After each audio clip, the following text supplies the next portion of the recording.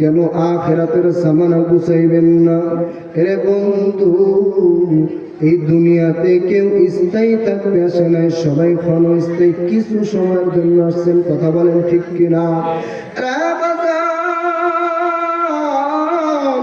সাহাবায়ে কেরাম আখিরাতকে প্রাধান্য দিতে যাইয়া দুনিয়ার জমিনে আবু যর গিফারির মতো সাহাবী একটা ঘর পর্যন্ত নির্মাণ করতে পারে নাই।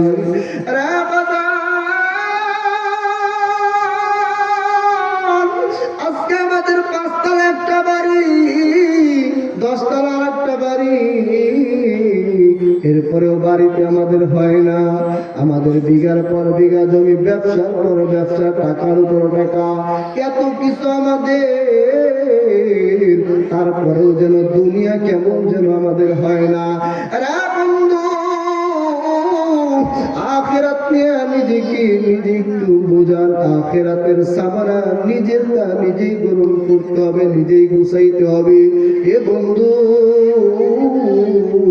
আমি যদি আজকে সারাদিনে মাত্র 500 টাকা কামাই করি, এই কামাইয়ের মধ্যে আমার সন্তান, আমার বিবি, আমার মা বাবা, আমার বন্ধু বাদ নিবে। কথা বলেন ঠিক কিনা? কিন্তু বাজান, এই দিনের মধ্যে যদি একবার সুবহানাল্লাহ সুবহানাল্লাহ আমল করি, এই যে উহুদ পাহাড় সম পরিমাণ নেকি, এইটার কোনো ভাগ কেউ নিবে না। কথা বলেন ঠিক কিনা? এজন্য মুসলমান ভাইরা আমার, দুনিয়াতে মুসলমানদের কাজ হইল ইবাদত নিয়ে প্রতিযোগিতা করা। কথা বলেন ঠিক কিনা? গানের প্রতিযোগিতা করা না, সম্পদ নিয়ে প্রতিযোগিতা করা না, ক্ষমতার চেয়ারের জন্য প্রতিযোগিতা না। এটা হলো ক্ষণস্থায়ী, কারো জন্য 2 মাসের, কারো জন্য 1 বছরের। কথা বলেন ঠিক কিনা? এ বন্ধু,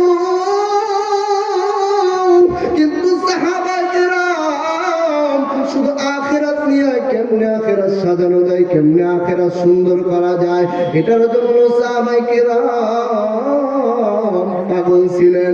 এ বন্ধু, নবীর 2 জন সাহাবী সবচাইতে পছন্দের সাহাবী ছিলেন এবং নবীজি শ্বশুর ছিলেন।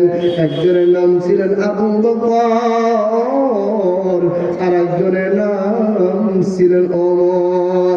আরে বন্ধু, এই 2 জন সাহাবী, দুনিয়ার কোনো মালামাল নিয়ে হিংসা ছিল না, দুনিয়ার কোনো ক্ষমতা নিয়ে হিংসা ছিল না। এই 2 জন সাহাবীর মধ্যে প্রতিযোগিতা ছিল শুধু আমল নিয়ে, কে কার চাইতে বেশি আখিরাত কামাই করতে পারে, কে কার চাইতে বেশি আল্লাহকে খুশি করতে পারে, নবীকে খুশি করতে পারে, এই প্রতিযোগিতা ছিল। আরে বন্ধু, নবীর পরে যার সম্মান আবু বকরের, এত বড় সাহাবী হওয়ার পর নিজেকে চিন্তা করছে আখিরাতের সামানা কেমনে গুছানো যায়। ওমর এত বড় সাহাবী, তারপরেও নিজেকে নিয়ে চিন্তা করছি আখিরাতের সামানা কেমনে গুছানো যায়। ওমর রাদিয়াল্লাহু তাআলা আরবের একটা নীতিমালা ছিল, কোন মানুষ যদি অসহায় হইতো বা দরিদ্র হইতো, বা কোন মানুষের বাড়িতে যদি কোন খেদমতের প্রয়োজন হইতো, একটা চাপ টানানো ছিল, তাদের নাম এক পাশে লেখা থাকতো, আর যে খেদমত করবে তার নাম আর এক পাশে লেখা থাকতো। ওমর রাদিয়াল্লাহু তাআলা আনহু অর্ধ জাহানের বাচ্চা ছিলেন।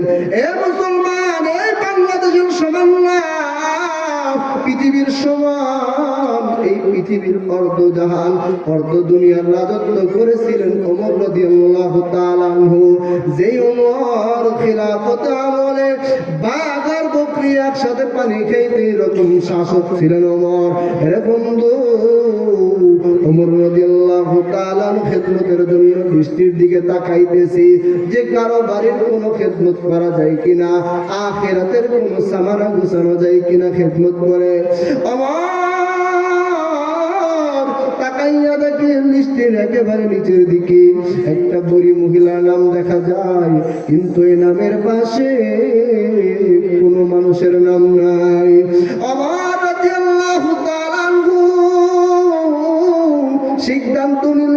আগামীকাল ফজরের পরে বুড়িমার বাড়িতে যাইয়া এই বুড়ির খেদমত করে আমি আমার আখিরাত কামাই করব। বন্ধুরে, ওমর রাদিয়াল্লাহু তাআলা পরের দিন ফজর নামাজ আদায় কইরা বুড়িমার বাড়ির দিকে যাইয়া বুড়িমার ডাক দিয়ে বললেন, বুড়িমা গো, আমি ওমর আসছি, আপনার কোনো খেদমতের দরকার আছে কিনা? ও মা, আপনি আমারে বলে আমি আপনার খেদমত গুলো করে দিই, আপনার সমস্ত কাজের আঞ্জাম আমি দিয়া দিই। বুড়িমা ডাকতে বলো, তুমি একটু তাকাইয়া দেখো, তুমি আসার আগে আমার বাড়ির যত কাজ আছে এক আল্লাহর বান্দা করে গেছে, সে কোনোদিন আজ পর্যন্ত আমাকে নাম বলে নাই। ওমর রাদিয়াল্লাহু তাআলা পরের দিন আবার নিয়ত করলেন যে আমি আর একটু আগে যাইয়া ওই ব্যক্তির আগে আমি আমার কাজ সমাপ্ত করব। পরের দিন বুড়িমার বাড়িতে আরো আগে চলে গেলেন, যাইয়া ডাকতে বললেন, বুড়িমা গো, আজকে কোনো কাজ আছে কিনা আমার একটু দেন, আপনার কাজ আমি করে দেই। বুড়িমা ডাকতে বলো, ওই যে তাকায় দেখো আল্লাহর বান্দা আজকে তোমার আগে কাজ করে দিয়া গেছি। আবার চলে গেলেন, পরের দিন আমি আরো আগে আসবো, এই আল্লাহর বান্দার আগে আমি বুড়িমার কাজ করে দেব। পরের দিনও ওমর রাদিয়াল্লাহু তাআলা আরো আগে চলে আসলেন, আয়েশা বুড়িমারে ডাক দিয়ে, ও বুড়িমা, তোমার বাড়ির কোনো কাজ বাকি আছে কিনা আমারে দাও। বুড়িমা ডাকতে পারো, এই যে তাকাইয়া দেখো আমার যা কাজ ছিল ওই আল্লাহর বান্দা করে দিয়ে গেছি। ওমর কয়, এবার আমি আর কাজ করতে চাই না, আমি দেখতে চাই এমন কি আছে রে গোপনে গোপনে আখিরাত কামাই করে ব্যক্তিকে আমি দেখতে চাই। ওমর রাদিয়াল্লাহু তাআলা ইশারের নামাজ পড়াই বুড়িমার বাড়ির একটা পাশে দাঁড়াইয়া রইলেন যে কে দেখি এই বুড়িমার খেদমত করে গোপনে কেউ জানে না। আমার তাকাইয়া দেখে রাত্র যখন গভীর হইয়া যায়, দুনিয়ার মানুষ সব ঘুমায় গেছে, পোক পাখালি গুলাও বাসার মধ্যে ঘুমায় গেছে। একজন মানুষ দেখা যায় চাদর মুড়ি দিয়া, পায়ের মধ্যে স্যান্ডেল নাই, একেবারে টিপ টিপ টিপ টিপ করে পা দিয়া দিয়া বুড়িমার বাড়ির দিকে আগায়। ওমর সামনে যাইয়া এই আল্লাহর বান্দারে জড়াইয়া ধরছি। ওমর যখন জড়াইয়া ধরছে, ওমর এবার মুখের গুণটা উঠাইয়া দেখে রে আর কেউ না, আর কেউ না, হযরতে আবু বকরের চেহারা দেখা যায়। আমার চোখের পানি ছেড়ে দিয়ে বলে, আমিরুল মুমিনিন, আপনি কেন আসছেন? এই নগণ্য ওমরকে বললেও তো পারতেন, আমি একটু বুড়ির কাজ করতাম।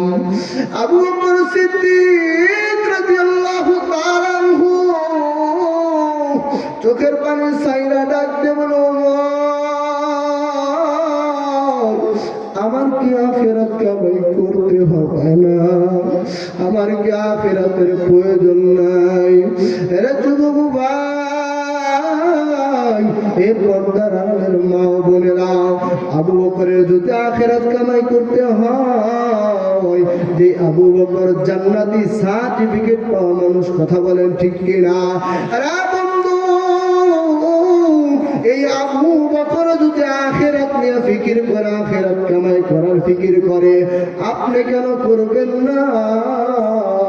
আপনি কেন শুধু দুনিয়ার পিছনে পাগলের মতো দৌড়াইতেছেন? এ বন্ধু, এই দুনিয়ার পিছনে যারা পাগলের মতো দৌড়াইছে রে বন্ধু, কেউ সম্মানের সাথে যাইতে পারে নাই, বরঞ্চ বেইজ্জতি হইয়া দুনিয়ার থেকে বিদায় হইতে হইছে। কথা বলেন ঠিক কিনা? বেইজ্জতি হইয়া, লাঞ্ছিত হইয়া দুনিয়ার থেকে যাইতে হইছে। কারণ কি? আল্লাহ কোন সম্পদ দিয়েছিলেন বলেন? শেষ পর্যন্ত মাটির নিচে চলে যাইতে হইছে। নমরুদের ঘরে নমরুদকে আল্লাহ তাআলা পুরা দুনিয়ার রাজত্ব দিয়েছিলেন। নিজেকে নিজে আনা রব্বুকুমুল আলা বড় খোদা দাবি করছে। এমনকি নমরুদের ব্যাপার আছে যে আল্লাহকে মারার জন্য আকাশের দিকে তীর পর্যন্ত নিক্ষেপ করছে। আল্লাহকে মারার জন্য তীর নিক্ষেপ করছে। দুনিয়ার বাদশা ক্ষমতা দেখাইতে গেছে।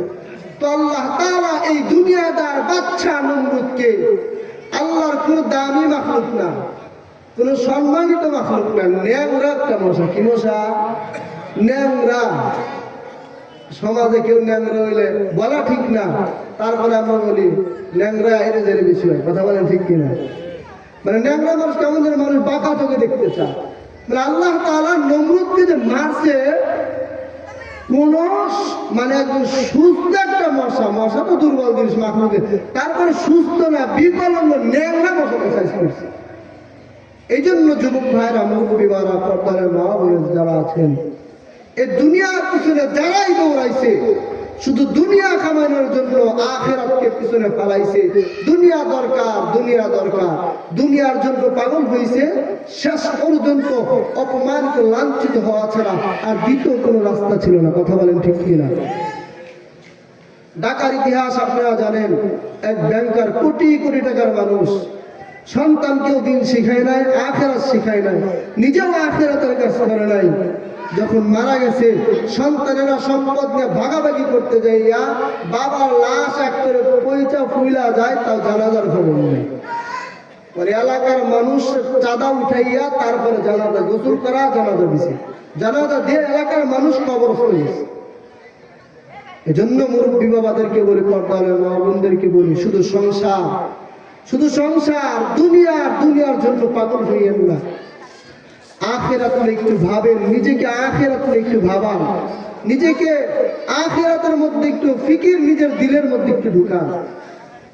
আজকে আখিরাত কামাই কিভাবে করতে হবে, আখিরাতের সামানা কিভাবে গুছাইতে হবে, এই ফিকিরে আমাদের ভিতরে নেই। মানুষ মারা গেলেও মানুষের তিনটা আমল জারি থেকে। কয়টা আমল বলেন তো? তিনটা আমল। এক নাম্বার, কেউ যদি দান সাদকা করে, মসজিদ করলো বা মাদ্রাসা করলো বা দ্বীনের কোনো কাজ করলো বা মানুষের কল্যাণের জন্য, ফায়দার জন্য কোনো কিছু করলো, এইরকম কাজ যদি কেউ করে, সে মারা গেলেও এর সব তার কবরে বুঝতে থাকবে। কথা বুঝতে পারছেন? এটা হলো তার আখিরাত। এটা কি? মরণের পরও আখিরাত কামায়ের রাস্তা এক নাম্বার। কয় নাম্বার? এক নাম্বার। দুই নাম্বার রাস্তা হলো মরণের পরেও আখিরাত কামানো। যে হয়তো আপনি আলেম ছিলেন, হাফেজ ছিলেন, আপনি একজনকে দ্বীন শিখাইছেন, আপনি সূরা ফাতিহা পড়েন, একজনকে শিখাইছেন, দুরূদ শরীফ পড়েন, একজনকে শিখাইছেন, সুবহানাল্লাহ আপনার বলা সহি আছে, কালেমা আপনার সহি আছে, একজনকে শিখাইছেন। আপনি মরণের পর এই যে একজনকে দ্বীন শিখাইছেন, সে আবার একজনকে দ্বীন শিখাবে। এইভাবে যতদিন থাকবে ততদিন আপনার কবরে সওয়াব আসতে থাকবে। এটা হলো দুই নাম্বার মাধ্যম। তিন নাম্বার মাধ্যম হইল, কেউ যদি নেক সন্তান রেখে যায়। কি সন্তান? নেককার সন্তান যদি কেউ রেখে যায়। আপনার সন্তানকে আপনি আলেম বানিয়েছেন, আপনার সন্তানকে হাফেজে কোরআন বানাইছেন, আপনার সন্তানকে আল্লাহর ওলি বানাইছেন। এই সন্তান আপনি দুনিয়ার থেকে বিদায় হওয়ার পরেও, এই যে আপনি মারা যাওয়ার পর এই সন্তান যত আমল করবে, যত ভালো কাজ করবে, এর এক ভাগ আপনার কবরে উঠতে থাকবে। আজকে বড় আনন্দের বিষয়, এই মাদ্রাসায় সর্বোচ্চ আজকে আলহামদুলিল্লাহ 16 জন ছাত্র হাফেজে কোরআন হয়েছে। আজকে আপনাদের মাঝে পাগড়ি নিয়ে দেখবে। আজকে মা বাবা কত আনন্দিত, কত খুশি যে তার সন্তান হাফেজে কোরআন হয়েছে। আজকে কি আমাদের মন চায় না আমার সন্তান আমার জানাজা পড়াবে? আমাদের কি মন চায় না আমার সন্তান আমার কবরের পাশে যা চোখের পানি ফেলাবে? এটা যদি মন আমাদের চায়, আমাদের প্রত্যেকেরই দরকার এই আখিরাতের সম্বলটা বানানো। তো আলহামদুলিল্লাহ, এক সময় মাদ্রাসায় যখন আমরা ছিলাম 60 থেকে 70 জন ছাত্র হইত। আপনাদের ভালোবাসায়, আপনাদের চেষ্টায়, আল্লাহর কবুলিয়তের কারণে এই মাদ্রাসায় এখন প্রায় 400-র কাছাকাছি ছাত্র আলহামদুলিল্লাহ। এজন্য প্রত্যেকটা বাবার চাহাত থাকা চায় যে আমি আখিরাতের একটা সম্বল বানায় রেখে যাব। পারবো তো ইনশাআল্লাহ? এই চেষ্টা করতে পারবো তো ইনশাআল্লাহ? কারা কারা রাজি আছে সন্তানকে আলেম বানানোর জন্য? হাত তোলেন তো। আল্লাহু আকবার। আল্লাহ তাআলা সকলের মনে নেক আশা কবুল করেন, সকলে বলে আমিন। এই জন্য সন্তানকে যদি আমি আলেম বানা যাই তাহলে মরণের পরেও এটা আমার সামানা হবে। আজকে আমাদের মা এবং বাবাদের অনেকের আকাঙ্ক্ষা গর্বে সন্তান এলে ডাক্তার বানাবো, ইঞ্জিনিয়ার বানাবো। কথা বলেন ঠিক কিনা? এগুলো আপনি মরণের পর আপনাকে কি দিবে বলেন? হাজারো ঘটনা এরকম যে বাবার জানাজার সামনে দাঁড়াইয়া ইঞ্জিনিয়ার সন্তান, ডাক্তার সন্তান বোবার মতো দাঁড়ায় থাকে। বাবার জানাজার শেষ বিদায়ের সময় মাকে বাবাকে একটু দোয়া পর্যন্ত দিতে পারে না। আপনার মতো কপাল পুরা মা এবং বাবার দ্বিতীয় কেউ হইতে পারে না। এজন্য প্রত্যেকটা বাবার চাহাত থাকা চাই, আকাঙ্ক্ষা থাকা চাই যে আমি আলেমের বাবা হব। আমাকে আল্লাহ সন্তান দেয় নাই, আমি আমার মেয়ে দিয়েছে, আমি আমার মেয়েকে আলেমা বানাবো বা হাফেজা বানাবো। এরকম প্রত্যেকটা মা বাবার চাহাত থাকা চাই। যদি চাহাত থাকে তাহলে আল্লাহ তাআলা অবশ্যই কবুল করবেন। যেরকম বাইজিদ বুস্তামি রহমাতুল্লাহ আম্মার ওয়াকে এরকম আসছেন। বাইজিদ বুস্তামি রহমাতুল্লাহ নাম অনেকেই শুনছেন, বড় একজন আল্লাহর ওলি ছিলেন, মস্ত বড় আল্লাহর ওলি। তো বাইজিদ বুস্তামি রহমাতুল্লাহ আলাই যখন মায়ের গর্ভে আসছেন তো ওই সময় তার বাবা দুনিয়ার জমিন থেকে বিদায় হয়ে গেছে। মা নিয়ত করছে বাবার স্বামীর আমানত গর্ভে আল্লাহ যদি সন্তান দেয় এই সন্তানকে বড় আলেম বানাবো, আল্লাহর ওলি বানাবো। এটা মার নিয়ত। এটা কি? মার নিয়ত। মুসলমান ভাইরা আমার, মুসলমান বন্ধুরে, ও পর্দার মা বোনেরা, মনটা কি চায় না নিজের কলিজার টুকরা সন্তান আপনার জানাজাটা পড়াইয়া আপনার কবরের সামনে যাইয়া মালিকের কাছে একটু কান্দে? এটা কি মন চায় না রে মা? ও বাবা, একটু গভীর মনোযোগ দিয়ে শুনবেন। মা আশা থাকা চাই, চেষ্টাও থাকা চাই, দোয়া থাকা চাই। অনেক মাদেরকে দেখি মাঝে মাঝে আইসা এই মাদ্রাসায় সন্তানদেরকে দিয়া অনেক সময় সন্তান পড়তে চায় না। মা চোখের পানি পালাইয়া কান্দে আর বলে, হুজুর হাফেজের মা হওয়ার, আলেমের মা হওয়ার বড় আশা ছিল, এই সন্তানটাকে নিয়ে পারি না হুজুর, একটু দোয়া করবেন যেন সন্তানটারে আলেম বানাই। ও গো আমার পর্দার মা বোনেরা, ও মুরব্বী বাবারা, গভীর মনোযোগ দিয়ে শুনবেন। দেখেন সন্তানকে বাইজিদ বুস্তামি রহমাতুল্লাহ আলাইহি মায়ের কেমন ওয়াদা। আল্লাহর কাছে তো দোয়া করতেছেন বাইজিদ বুস্তামি রহমাতুল্লাহ আলাইহি আম্মা উস্তাদের হাতে কলিজার টুকরা সন্তানকে দিয়া উস্তাদকে ডাকতে বলে, উস্তাদ এই যে আমার সন্তান, আমার স্বামীর আমানত আপনার হাতে আজকে আমি দিয়ে গেলাম। ও উস্তাদ, আমার সন্তান যতদিন আলেম না হবে, আমার সন্তান যতদিন ওলি না হবে, ততদিন পর্যন্ত আমি এই সন্তানের চেহারা দেখতে চাই না। মার কত বড় কুরবানি। মুসলমান ভাইরা রে আমার, ও পর্দার আড়ালের মা বোনের, আজকে মাদ্রাসায় দিতে গেলে সপ্তাহের মাঝে মাঝে পিঠা খাওয়ার ছুটি চাই। কথা বলেন ঠিক কিনা? নারীর বাড়ি যাওয়ার ছুটি চাই। আপনি আপনার সন্তানের লেখাপড়া নষ্ট করবেন না। দেখেন বাইজিদ বুস্তামি রহমাতুল্লাহ আলাইহির মার কত বড় কুরবানি ছিল সন্তানকে আলেম বানানোর জন্য, ওলি বানানোর জন্য। বাইজিদ বুস্তামি রহমাতুল্লাহ আলাইহি মাদ্রাসায় লেখাপড়া করতেছেন। উস্তাদের কাছে ছোট্ট মানুষ যেহেতু, ছাত্রও ভালো, পেরেন্টটাও ভালো। হঠাৎ একদিন বাইজিদ বুস্তামি রহমাতুল্লাহ আলাইহি যাইয়া ডাকতে বলে, উস্তাদ আমার মনটা চায় একটু আমার মায়ের চেহারাটা দেখব। অনেকদিন পর্যন্ত আমার মায়ের চেহারা দেখি না। বাইজিদ বুস্তামি রহমাতুল্লাহ আলাইহি উস্তাদ ডাকতে বললেন, বাইজিৎ তোমার মার নিষেধ আছে, তোমাকে ছুটি দেওয়া যাবে না। ছোট বাচ্চা বারবার উস্তাদের কাছে যাইয়া বলে, উস্তাদ একটু ছুটি দেন না, মায়ের চেহারাটা দেখতে চাই। আরে বন্ধু, উস্তাদ একটা টেকনিক খাটাইয়া ডাকতে বললেন, ভাইজি কোরআনের 3 ভাগের 2 ভাগ যদি তুমি মুখস্থ শুনাইতে পারো, তাহলে তোমাকে তোমার মায়ের কাছে যাওয়ার ছুটি দেব। অল্প কয়েকদিনের মধ্যেই বাইজিদ বুস্তামি রাহমাতুল্লাহ আলাইহি কোরআনের 2 ভাগ মুখস্থ করে ফেললেন। এরপর উস্তাদকে যাইয়া ডাকতে বলতেছেন, উস্তাদ আমি এই দেখেন আপনার ওয়াদাকৃত যেই কোরআনের আমাকে নির্দিষ্ট সময় দিয়েছিলেন, নির্দিষ্ট পারা পর্যন্ত আমি মুখস্থ শুনেছি, আমাকে একটু মায়ের কাছে যাওয়ার অনুমতি দিয়া দেন। বাইজিদ বুস্তামি রাহমাতুল্লাহ আলাইহি উস্তাদ যেহেতু ওয়াদা দিয়েছিলেন, এজন্য ছুটিও দিয়া দিলেন। বাইজিদ বুস্তামি রাহমাতুল্লাহ আলাইহি বাড়িতে যাইয়া মায়ের দরজার মধ্যে আঘাত আনতেছে আর বলতেছে, মা গো তোমার দেখতে বড় মনে চায়। বাইজিদের মা ডাকতে চায়, বাইজিদ রে তোমার কণ্ঠ দুটি আমার বাইজিদের মতো হয়, আমার বাইজিদ আলেম না হওয়া পর্যন্ত আমার কাছে আসবে না, আমার ওলি না হওয়া পর্যন্ত আমার কাছে আসবে না। হে মুসলমান, বাইজিদ বুস্তামি রাহমাতুল্লাহ আলাইহি বারবার বলতেছেন, মা দরজা খুলেন না। শেষ পর্যন্ত বাইজিদ উস্তাদের কাছে যাইয়া কান্দা ডাকতে বলে, উস্তাদ আজকে থেকে ওয়াদা করলাম যতদিন আলেম না হব ততদিন মার সাথে দেখা করবো না।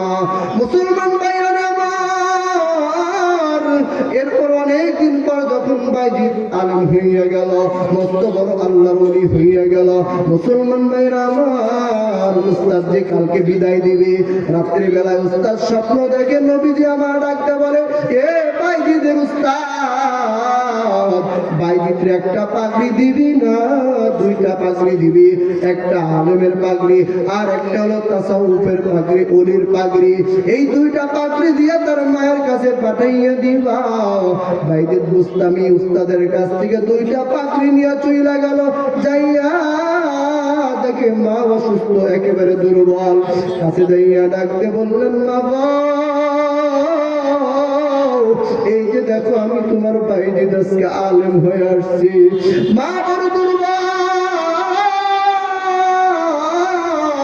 বাইজিদকে বুকে দাঁড়াইয়া দইরা ডাকতে পারো, তুমি আমার দোয়া কবুল করছো, আমার সন্তানটা আলেম বানাইয়া দিছো, মালিকরা আমি দোয়া করি তুমি আমার আজকে দুনিয়ার থেকে নিয়া বাইজিদরে দিয়া তোমার দিনের খেদমত নাও।